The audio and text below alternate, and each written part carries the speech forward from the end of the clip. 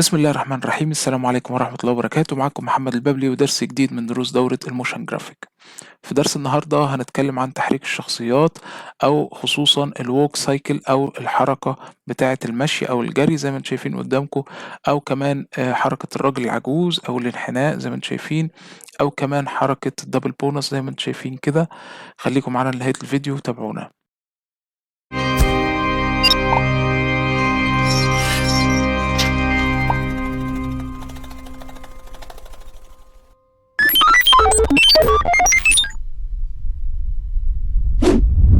علشان تتعلم طريقة تحريك الشخصيات بشكل طبيعي لازم تتعرف على القوانين اللي بتحكم التحريك بتاع الحركة الطبيعية اللي احنا بنمشي بيها في الطبيعة. أول حاجة الجسم بيكون ليه زاوية ميل زي ما انتم شايفين، ما بيكونش عمودي بالظبط على القدم.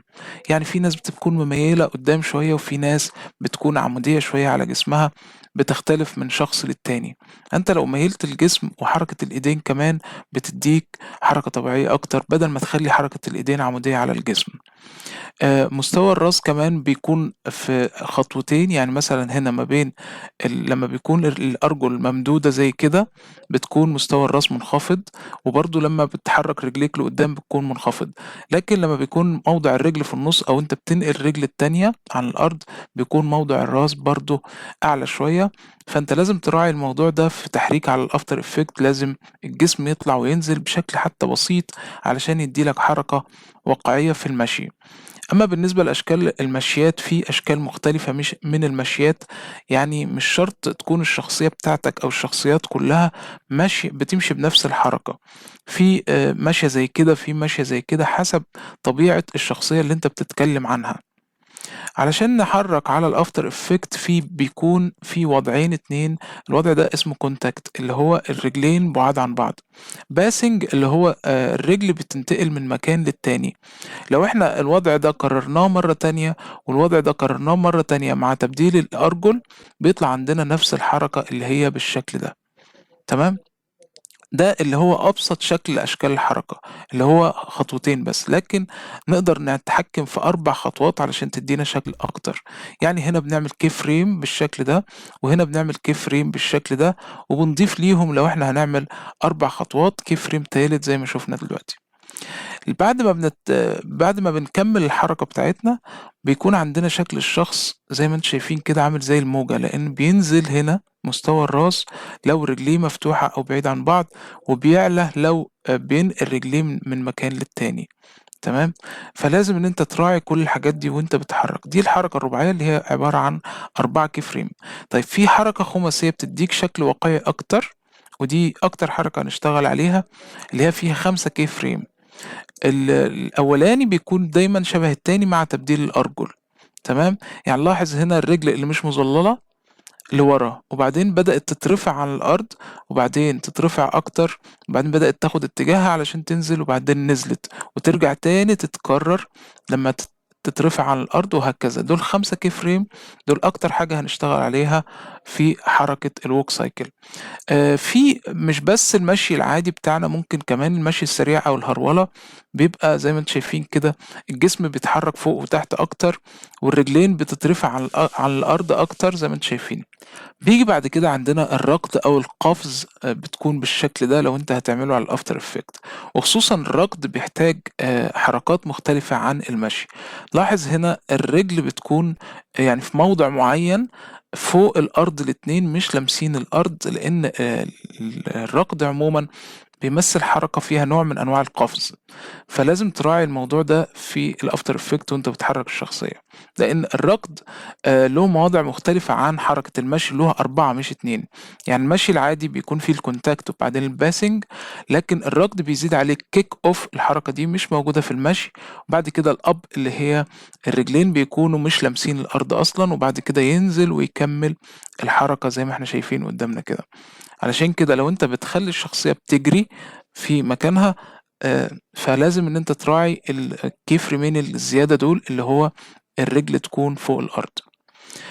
بالنسبة للجسم نفسه اللي هي الدايرة اللي انت شايفينها قدامكم دي، أثناء الجري بيطلع وينزل مش ثابت. فلاحظ بتكون زي كده، بنعمل له 3 كي فريم، واحد تحت وبعدين فوق، وبعدين الأخير بيبقى تحت تاني، بحيث إن هو يتحرك معايا. آخر حاجة بتراعيها بعد كده اللي هي طول الرجل بتاع الشخص، يعني ما تبقاش رجليه طويلة وهو قريب من الأرض، لازم يكون لو رجليه طويلة يكون هو بعيد عن الأرض، لكن لو هو رجليه قصيرة زي كده بيكون قريب من الأرض لأن رجليه هتكون قصيرة. تمام. غير كده كمان بنراعي وزن الجسم، لو هو شخص رفيع فبتكون خطوته واسعة ورشيقة وفي قفزة شوية عن الأرض، لكن لو هو شخص مليان أو جسم كبير بتكون خطوته بطيئة وضعيفة. أما بالنسبة للخلفية، لو حابين إن احنا نحرك الخلفية، يا إما بنحرك الشخصية بتاعتنا نفسها في المكان نفسه، أو الأسهل إن احنا نثبتها مكانها مع الحركة وبعدين نحرك الخلفية نفسها زي ما احنا شفنا. تمام. إن شاء الله يكون الدرس سهل النهاردة وخفيف عليكم.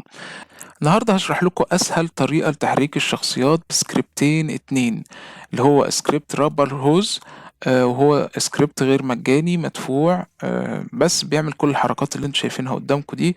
سكريبت ممتاز جدا في تحريك الشخصيات وفي الريجنج عموما، وتقدر تتحكم فيه وهشرحه لكم ان شاء الله بالتفصيل. السكريبت التاني اللي احنا هنتكلم عنه النهارده اسمه ووكر تول، ده مكمل للسكريبت اللي انتوا شايفينه قدامكم ده، علشان نحصل على الحركة دي بدون ما نضع كي فريمات بشكل كتير. ده سكريبت الووكر تول، نقدر نحرك بيه الشخصيات بعد ما نستخدم الرابر هوز زي ما انتم شايفين بطريقة مبسطة جدا. مجرد ان احنا نعمل ريج ات بتحرك لك كل الحركة بتاع الجسم بدون الحاجة ان انت تقعد تعمل كي فريمات وتتعب زي ما احنا كنا متعودين في تحريك الشخصيات. وله كذا حركة نقدر ان احنا نخلي فيه انحناء زي ما انتم شايفين، او دبل بونس زي كده. يعني سكريبت ممتاز جدا وهشرحه لكم بالتفصيل ان شاء الله. السكريبتين في واحد منهم مدفوع اللي هو على موقع باتل اكس، ده اللي هو الرابر هوز $45 تقريبا، تقدر ان انت تروح تنزله تشتريه او تنزله من اي مكان تاني. الفلتر التاني او السكريبت التاني ده اللي هو الووكر تول فيرجن 2، تقدر تنزله بشكل مجاني حتى مع انه هو ب$15. بتفتح اي سكريبتس وتخلي المربع ده صفر وبعد كده تحط اد تو كارت. لازم تكون مسجل في الموقع، بيجي لك رسالة على الايميل بتنزل السكريبت بشكل مجاني بدون اي تعب. تمام. بعد ما بتثبت السكريبتين عندك بيكونوا موجودين طبعا زي ما اتعودنا، احنا بننزلهم في فولدر سكريبتس وبعدين نفتح سكريبتس يو اي بانلز، وبننزلهم بيطلعوا معانا في الافتر افكت بالشكل ده اللي هو ووكر تول ورابر هوز. تمام. علشان نبدأ طبعا نحرك شخصية لازم هي تكون موجودة عندنا من الأساس، فأنا منزل من موقع صديقنا طبعا فري بيك مجانا كذا شخصية نقدر إن احنا نتحكم فيها. نفترض مثلا إن أنا خدت الشخصية دي، بروح أفك الطبقات بتاعتها زي ما اتعودنا ونخلي كل طبقة هتتحرك لوحدها في طبقة مختلفة. أنا عن نفسي شلت الرجلين، تمام، اللي هو البنطلون ده، وشلت الإيد علشان نقدر نتحكم فيها، ورسمت هنا إيدين صغيرين. هنزل لكم برضو التصميم ده أو الشخصية أسفل الفيديو، تقدر إن أنت تعمل داونلود وتتابع معايا على الشغل على طول. خلينا ندخل على الأفتر إفكت على طول ونفتح نيو كومبوزيشن بأي خلفية وأي توقيت مش مشكلة، وانزل كمان الخلفية واحطها على الكومبوزيشن بتاعي، اعملها فيت. تمام.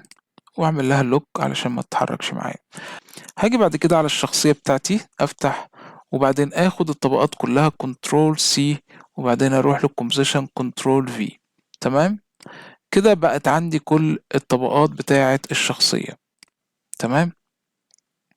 عشان استخدم الرابر هوز زي ما قلنا هنستخدمه في الاول علشان نحرك بيه الشخصية. خلينا نعمل فيت. بكل بساطة انت بتضغط هنا. تمام. بتستنى يحمل. لاحظ هنا هو عمل لك 3 طبقات. اول واحدة اسمها هوز 1، بعدين شولدر، بعدين ريست. تمام. وهنا رسم لك حاجة زي اليد كده. اليد دي هي هتكون اساس التحريك بالنسبة لك، لان انت ممكن تخليها يد وممكن تخليها رجل وممكن تربطها باي طبقة تانية. خلينا نشوف الموضوع بشكل طبيعي. اول حاجة انا بتحكم يعني مثلا في الشكل بتاعه او في اللون من كلمة هوز. لو انا عايز اغير لونه مثلا اخليه ابيض، اخليه احمر، اخليه اي لون، مفيش مشكلة. تمام. تيجي بعد كده على الشولدر اللي هي اللي فوق، بتظبطها على الجسم. تمام. وبعد كده بتيجي على الريست اللي هي اللي تحت، تظبطها على مثلا الحذاء علشان خاطر لو انت هتربطها بعد كده. تمام. لاحظ هنا ان في اوبشنز ظهرت لك او بارامترز. تمام. اول حاجه بيقول لك هنا الهوز لانث، اللي هو يعني طول الرجل نفسها، فانا هقلل شويه بحيث ان هي تكون متناسبه. تمام. كده بقت عندي شبه رجل. تاني حاجه بيقول لك البند راديوس، اللي هو زي الركبه كده. تمام. لو انا مثلا قللتها كده، لاحظ بقى في هنا زي سن كده. لو انت عايز تلاحظه اكتر ممكن اطول. في هنا زي ركبه كده، ممكن بدل ما اخليها بالسالب، لو انت مش عايز السن ده وعايزها بس تبقى مضلعة كده، خليها صفر. كده بقى عندك ركبة. لو انت زودت بتخلي فيه انحناء في القدم، ده لو انت بتعمل شخصيات يعني مش واقعية قوي. خليها صفر عشان يبقى فيه ركبة بالشكل ده. طيب، الرياليزم احنا مش هنحتاجه دلوقتي، ده بيديك حركة انحناء شوية يعني طبيعية اكتر للقدم، بحيث ان هي تديك واقعية اكتر في الحركة. البند دايركشن ده لو انت مثلا عايز نفترض ان ده دراع، احنا قلنا ممكن نخلي من المفتاح ده نطلع ايد او رجل، فبالتالي ممكن اعمله ايد، فالايد الكوع بتاعها بيبقى لورا، فبالتالي هروح اعملها بين دايركشن، اخليها زي كده، هتبقى ايد. تمام. او بقى الاتجاه اللي انت عايزه كنترول زد، احنا عايزينها رجل زي ما هي. تمام. هنا الجزمة دي او الحذاء ده احنا عايزينه، يعني احنا لو لاحظنا في اي حركة لما الرجل بتبقى في الموضع ده بيبقى الحذاء مقلوب بالشكل ده. لما بتبدأ تترفع على الارض الحذاء بيتعدل، تنزل على الارض بيبقى معدول، علشان ترجع لورا بتبقى منحنية برضو كده شوية. فازاي بعمل الحركة دي اوتوماتيك وما اعملهاش كي فريمز؟ بروح برضو هنا اخليه اوتو روتيت ستارت. تمام. اللي هي دي ودي، يبقى هنا اوتو روتيت اند واوتو روتيت ستارت. الماس ستاف احنا مش هنحتاجها دلوقتي. باجي على الحذاء، الطبقة بتاعة الحذاء، طبعا المفروض ان انا اسمي الطبقات وده الافضل. يعني مثلا هنا سميت الطبقات بتاعتي، باجي على فوت 1 دي اربطها مع الريست. لاحظ هنا الدايرة دي الشولدر والدايرة دي الريست، يبقى انا بربط الفوت مع الريست بالشكل ده. تمام.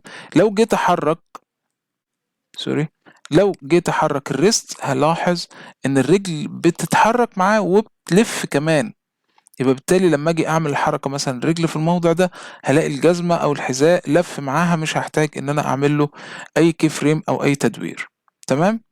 طيب، ممكن اعيد تسميه الهوز ده او الرجل الاولانيه ديت اخليها ليج 1، لكن علشان اعيد تسميتها لازم اسمي التلاتة دول. ففي اداة نازلة مع السكريبت، تروح على كلمة مانج، بعدين تلاقي هنا كلمة اللي هي الرينيم بالشكل ده، تقف على اي واحدة من التلاتة وتضغط على رينيم.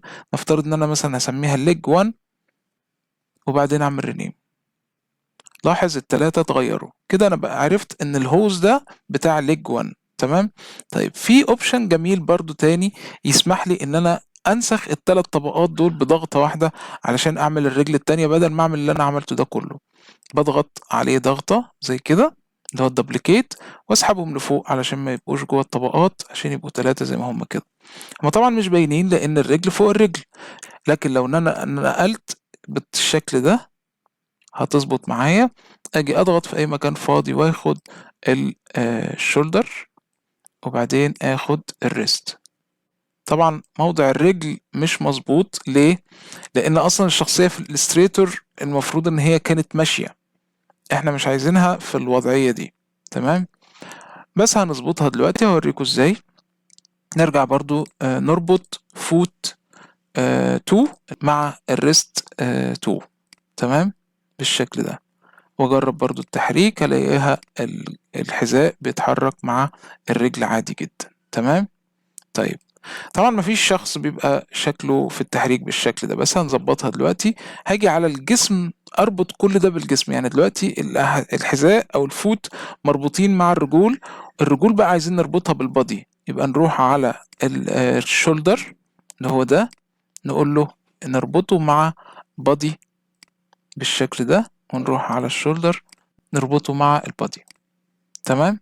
كده لو انا حركت البادي بيكون خلاص مربوط مع الجسم نفسه. طيب والراس نربط الراس كمان اللي هي الهيد، نربطها مع البودي.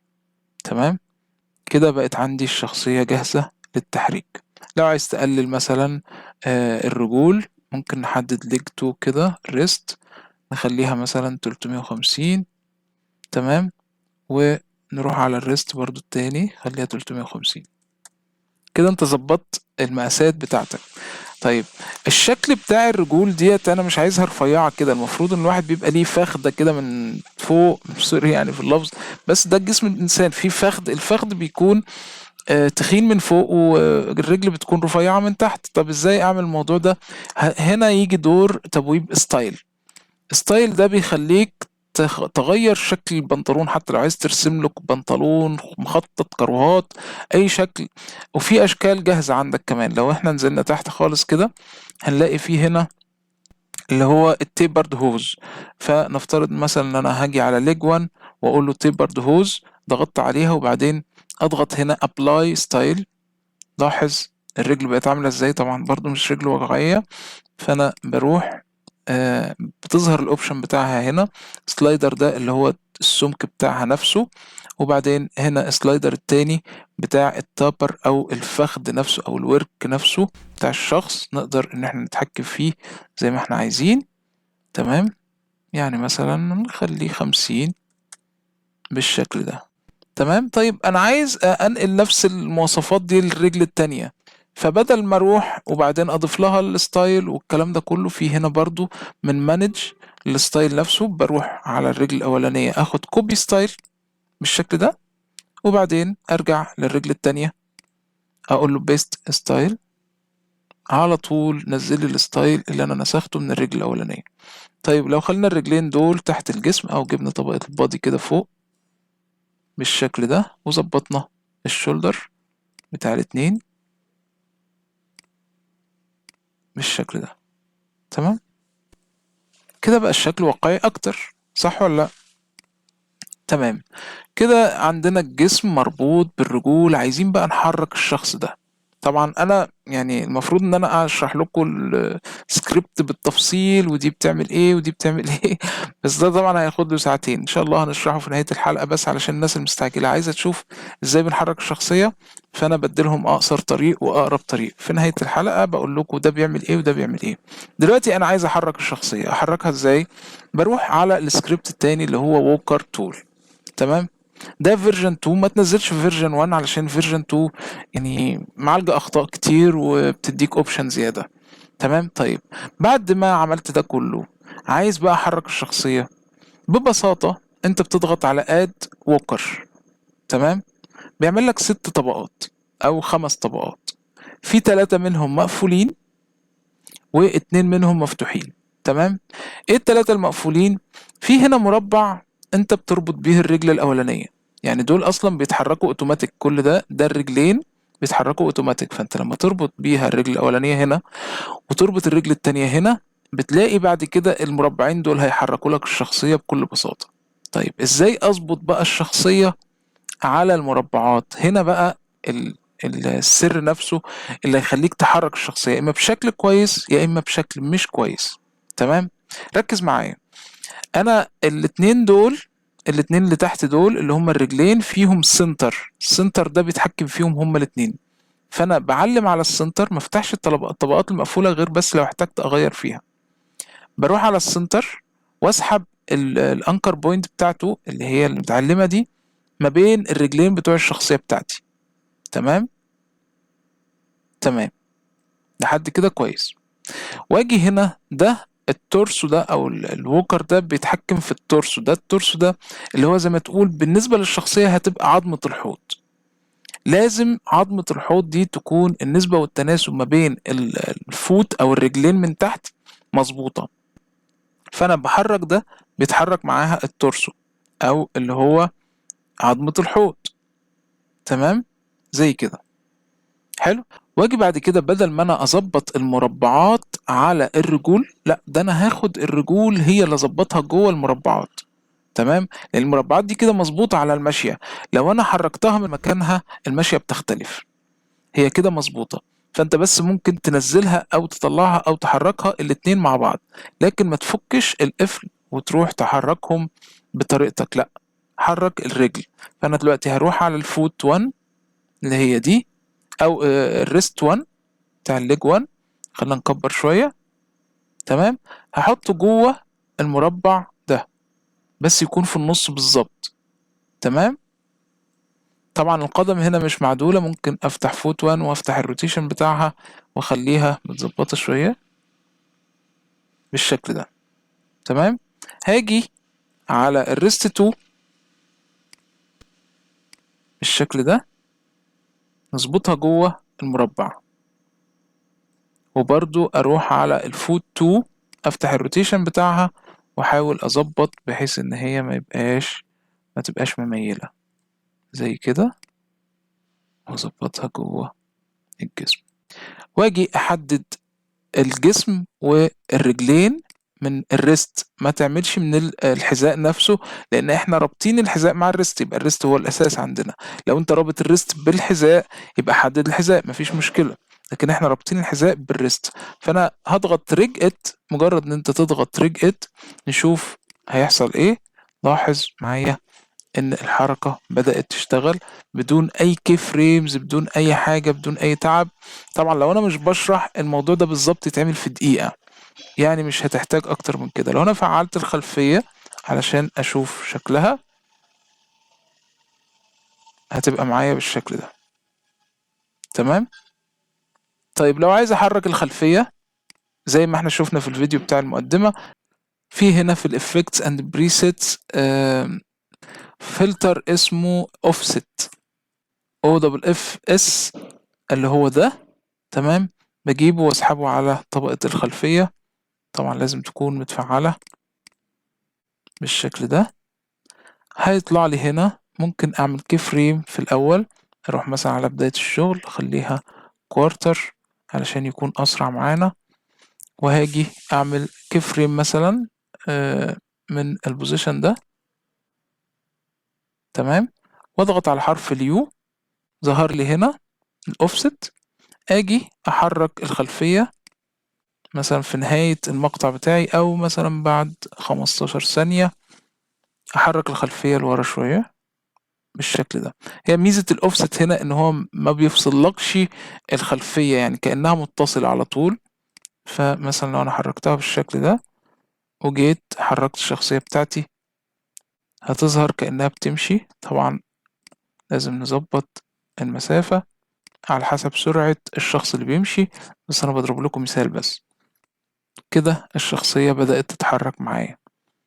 طبعا تقدر ان انت تخفي الطبقات اللي انت مش عايز تشوفها، علشان هي كده كده اصلا مش هتظهر في الريندر، هتبقى معاك زي كده. طيب لو انا عايز اعمل يد للشخص ده اللي هو ماشي بالشكل الرسم ده، ببساطة برضو بنروح على اللي هو رابر هوز، وبعدين اعمل يد بالشكل ده. تمام. عمل لليد اللي هي الليج 3، طبعا مفيش رجل تالتة اساسا، فانا بروح على مانج وبعدين اعادة تسمية، اسميها مثلا هاند او ارم 1. تمام. وبعدين رينيم، بقت عندي بالشكل ده. ببدأ ان انا اظبطها، الريست مثلا الشولدر فوق هنا على الشخصية، والريست تحت، افترض ان هو زي كده. طبعا بطلعها فوق علشان تبقى فوق قدام الجسم من بره زي كده. واجي على التحكم بتاعها اخلي البين دايركشن الناحية دي زي كده، واخلي الراديوس 0 زي ما اتفقنا او اي مقاس. تمام. ولو عايز ان انت تعمل برضو الدراع تخين من فوق مفيش مشكلة، زي ما عرفنا من الستايل الاخراني ده في امكانية ان انت تتحكم في التخن من فوق او من تحت. تمام. لو انت عايز تربط يد مثلا، انا قلت لكم ان انا رسمت طبقتين بتوع اليد اللي هم دول. طبعا composition layer size، بعد كده بفتح الكومبوزيشن باخد الاتنين كنترول اكس وارجع على الكومبوزيشن الاساسي بتاعي، كنترول في اللي هم دول. تمام. تبدأ بقى ان انت تربط نفس اللي احنا عملناه مع الرجل، بس في حاجة هنا انا هوريها لكم ازاي نحرك اليد. اول حاجة انا بظبط الروتيشن بتاع اليد بالشكل ده. طبعا علشان تخلي الطبقات الفيكتور تظهر معاك بشكل مش مشوش بالشكل ده، بتفعل هنا اللي هي الرسترايز من هنا، تمام، على كل الطبقات، بحيث ان هي ما تظهرش مبكسلة بالشكل ده. تمام، ده بعد الريندر طبعا، بحيث ان انت لو عملت فول بتكون الجودة معاك ممتازة. فانا هظبط الروتيشن بتاعت اليد مثلا زي كده، واخليها طبعا تحت الارم، بقت معايا بالشكل ده. اربط الهاند مع الريست، ارم 1 ريست، تمام، بقى عندي كده بالشكل ده. واتاكد طبعا ان الاعدادات بتاعته من الافكت كنترول اللي هو اوتو روتيت اند. طبعا الستارت مش مهم قوي لان الشولدر بيبقى فوق، مش شرط ان احنا نعمل اوتو روتيت ستارت. تمام، هربط الستارت اللي هو الشولدر مع البادي برضو، بحيث لما يتحرك كله يتحرك مع بعضه. تمام، واجي بعد كده انا عايز احركها. زي ما اتعرفنا في بداية الفيديو بيبقى في قوانين للحركة. بالنسبة لحركة اليد بتكون مع الرجل، اليد اليمين بتمشي مع الرجل الشمال، يعني رجلك الشمال ورا يبقى ايدك اليمين ورا، ايديك الشمال قدام هتلاقي رجلك اليمين قدام. فبالتالي مثلا ديت الرجل الايد اليمين هتبقى مع الرجل الشمال اللي هي دي، تمام، اللي هي الليج 2. فانا هشوف حركة الليج 2. انا هبدأ احرك مثلا كده، خلينا نمشي فريم باي فريم. مثلا دي الرجل ورا، فانا هفتح الهاند اللي هي الريست دي، وافتح البوزيشن، تمام، واجي في الثانية صفر اخلي الايد دي ورا زي كده، تمام، واجي امشي مع الكي فريم لحد ما الاقي الرجل حركتها خلصت او نهايتها خلاص زي كده، خلاص هتبدأ تنتقل. اجي احرك اليد الناحية التانية،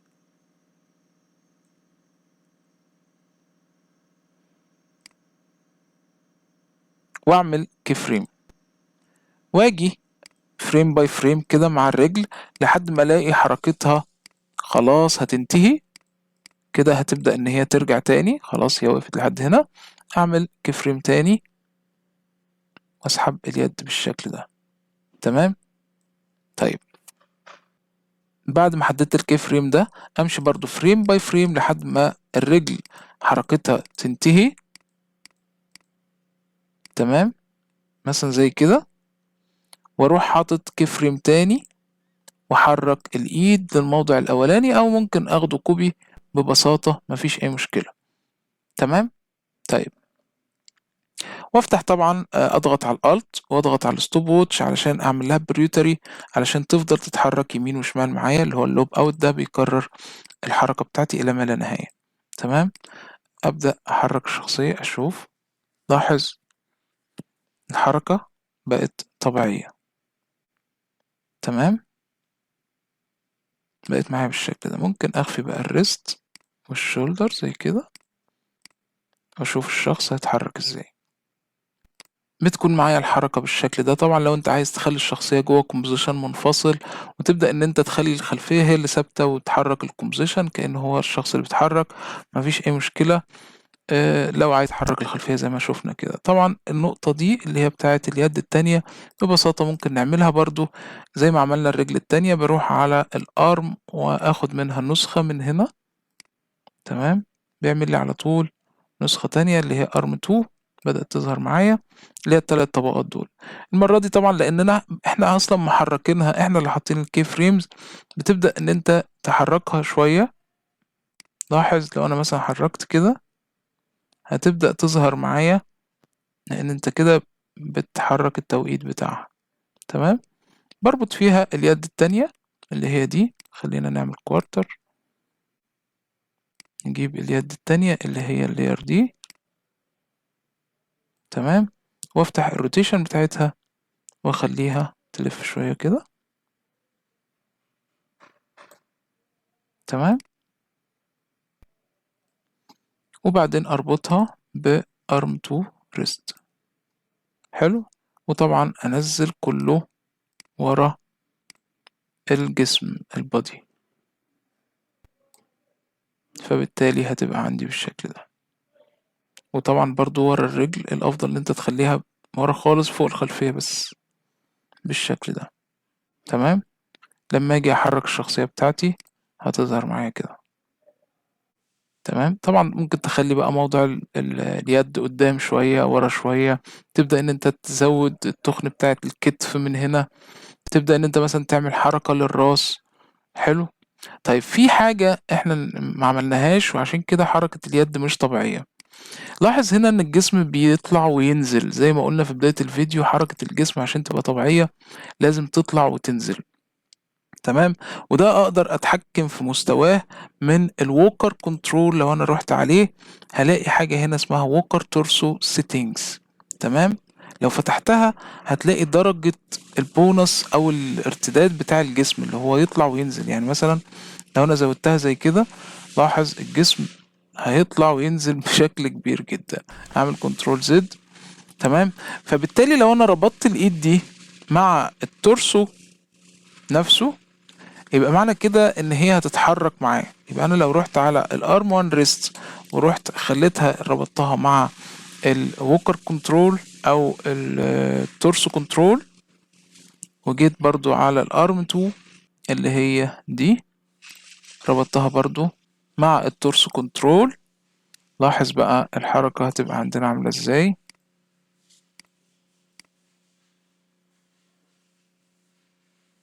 هتبدأ ان هي تطلع وتنزل مع مستوى الجسم نفسه. تمام، دلوقتي لو انا عايز اتحكم بقى زي ما شفنا في الفيديو الاولاني، ازاي اخلي الجسم منحني، ازاي اخلي كل ده من الووكر كنترول نفسه. لاحظ هنا تقدر ان انت تخليه مثلا بيجري. لو انت عايز تزود السبيد شوية ممكن نزودها، تلاقي الحركة سرعت اكتر. ممكن تخلي حركة القفز بتاع الرجلين، يعني مثلا مش عايز اعمل فت لانها تبعد قوي، بس خلينا نركز على الرجلين. هنا لو انا زودت المؤشر ده الرجلين بتبدأ ان هي تقفز وتبعد عن الارض. زي ما قلت لكم في بداية الفيديو، الجري بيكون الرجلين بتبعد عن الارض في وقت معين، بيكون زي القفز كده. تمام، هنا السبيس بتوين ليج لو انت عايز حركة الجري اقوى بحيث ان واحد بيركض يعني، فهتبقى بالشكل ده. تمام، هنا تقدر ان انت زي ما قلنا تتحكم في التورسو كنترول او اللي هو يعني حركة الجسم فوق وتحت. ولو انت علمت علامة هنا بتلاقي، يعني خلينا نعمل ريست كده، احنا رجعنا كل المستويات زي ما كانت.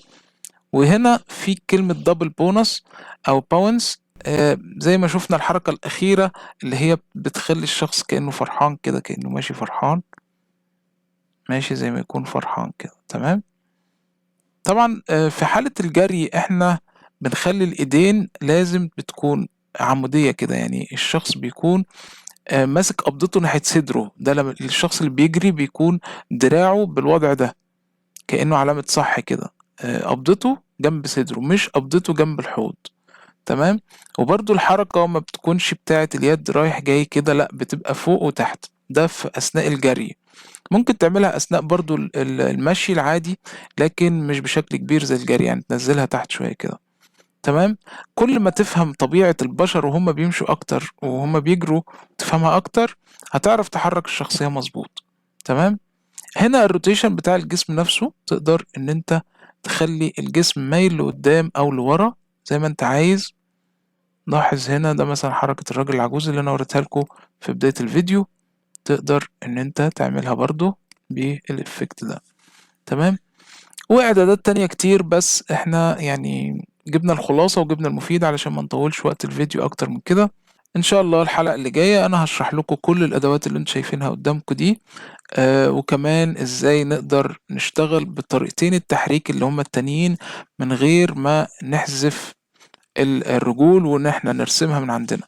وكمان هقول لكم ازاي تخلّوا البنطلون ده يبقى له أشكال تانية، إزاي تعملوا كُم للقميص، إزاي تعملوا يعني اليد كإنها ملابس، إزاي ترسموها زي ما أنتم عايزين، وكمان هنقدر نحرّك الملابس اللي هي أصلًا الشخصية من غير ما تحذف منها الرجول ولا الإيدين، تحرّك الإيدين والرجول الأساسية اللي مرسومة على الإليستريتور سواء بالطريقة دي أو بالطريقة دي.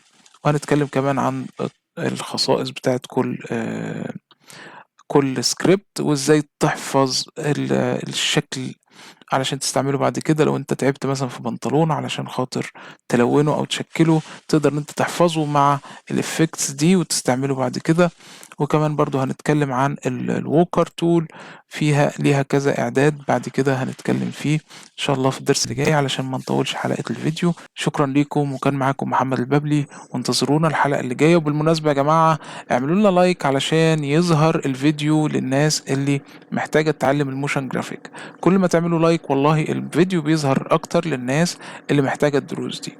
خليكم معانا الحلقة الجاية ان شاء الله، وقريبا جدا ان شاء الله الاسبوع ده بتكون موجودة. شكرا لكم والسلام عليكم ورحمة الله وبركاته.